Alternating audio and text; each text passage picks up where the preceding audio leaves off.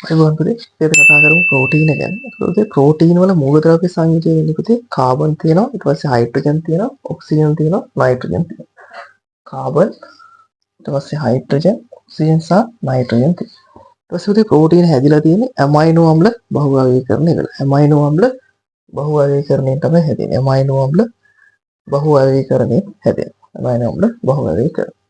ඊට පස්සේ පුතේ අපි ඊළඟට මතක තියාගන්න ඕන දේවල් ටික තමයි ප්‍රෝටීන වල තියෙන වැදගත්කම මොනවද කියලා. ඒක ප්‍රෝටීන වල පළවෙනි එක අපිට ගන්න පුළුවන් ශක්ති ප්‍රබලයක් විදිහට. ශක්ති ප්‍රබලයක් විදිහට. ඊට පස්සේ පුතේ ව්‍යුහාත්මක සංඝටක සෑදීම. ව්‍යුහාත්මක සංඝටක සෑදීම.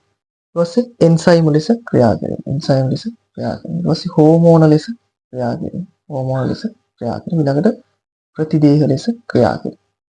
අයියෝත් පුතේ ශක්ති ප්‍රබලයක් විදිහට, ඊට පස්සේ ව්‍යුහාත්මක සංඝටකයක් විදිහට, ඊළඟට එන්සයිම් ලෙස ක්‍රියා කරනවා. පස්සේ හෝමෝන ලෙස ක්‍රියා කරන ළඟට ප්‍රතිදේහ ලෙස ක්‍රියා කරනවා.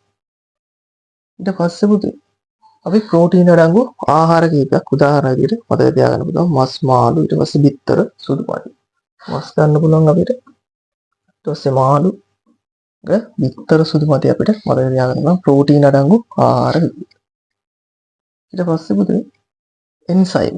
එන්සයිම කියලා කියන්නේ මොකක්ද කියන එක මතක තියාගන්න ඕනේ. එන්සයිම කියලා කියන්නේ ජීවීන් තුල සිදුවන ජෛව රසායනික ප්‍රතික්‍රියාවල ශීඝ්‍රතාවය වැඩි කිරීම සඳහා අවශ්‍ය වන ජීවීන් විසින්ම නිපදවන විශේෂිත ප්‍රෝටීන වලට අපි කියනවා එන්සයිමයක් කියලා. එන්සයිමයක් කියලා කියන්නේ ජීවීන් තුල සිදුවන ජෛව රසායනික ප්‍රතික්‍රියාවක ශීඝ්‍රතාවය වැඩි කිරීම සඳහා අවශ්‍ය වන ජීවීන් විසින්ම නිපදවන විශේෂිත ප්‍රෝටීන වලට අපි කියනවා එන්සයිමයක් කියලා.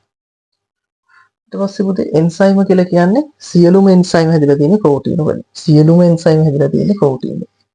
සියලුම එන්සයිම ප්‍රෝටීන වලින් තමයි හැදිලා තියෙන්නේ. ඊට පස්සේ පුතේ එන්සයිම වල කාර්යය. එන්සයිම වල කාර්යය තමයි පුතේ ජෛව රසායනික ප්‍රතික්‍රියා උත්ප්‍රේරණය කිරීම. ජෛව රසායනික ප්‍රතික්‍රියා උත්ප්‍රේරණය කිරීම. මේ දේවල් ටික අපිට මතක තියාගන්න පුළුවන් ප්‍රෝටීන වල.